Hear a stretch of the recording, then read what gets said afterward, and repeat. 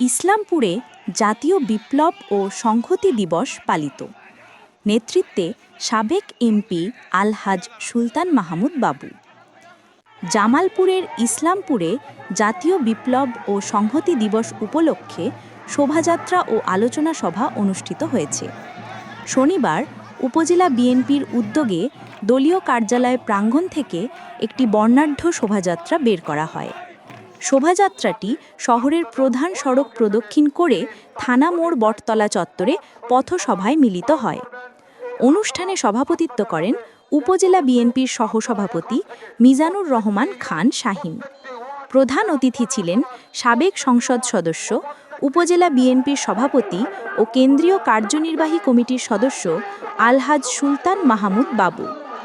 বক্তব্যে তিনি বলেন, ৭ নভেম্বর বাংলাদেশের ইতিহাসে এক গৌরবোজ্জ্বল দিন। এদিন সিপাহী জনতা একাত্ম হয়ে শহীদ প্রেসিডেন্ট জিয়াউর রহমানকে মুক্ত করেছিলেন।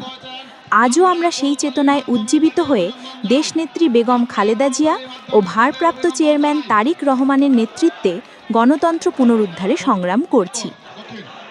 অনুষ্ঠানে আরও উপস্থিত ছিলেন উপজেলা বিএনপির সাধারণ সম্পাদক নুরুল ইসলাম নবাব, সহসভাপতি এটিএম শহীদুর রহমান শহীদ, যুগ্ম সাধারণ সম্পাদক সরকার আলী মেম্বর, সাংগঠনিক সম্পাদক আবির আহমেদ বিপুল মাস্টার সহ পৌর ও ইউনিয়ন বিএনপি এবং অঙ্গ সহযোগী সংগঠনের সহস্রাধিক নেতাকর্মী। প্রতিবেদক মশিউর রহমান টুটুল, জামালপুর নিউজ, গ্রাম বাংলা। আপনাদের নির্বাচন আজ থেকে শুরু হয়ে গেল। আমরা আজ থেকে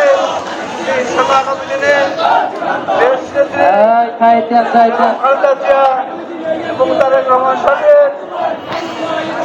আমরা বেইমানি করবো না, তাদের শেষ নিয়ে আমরা বেইমানি করবো না। যারা বেইমানি করবে তারা বিগত সময়ে তারা ৩০ হাজার আত্মহত্যা দিয়েছে, যারা আজকে বিভিন্ন হাসপাতালে অসুস্থ অবস্থায় রয়েছে, তাদের সাথে বেইমানি করা হবে।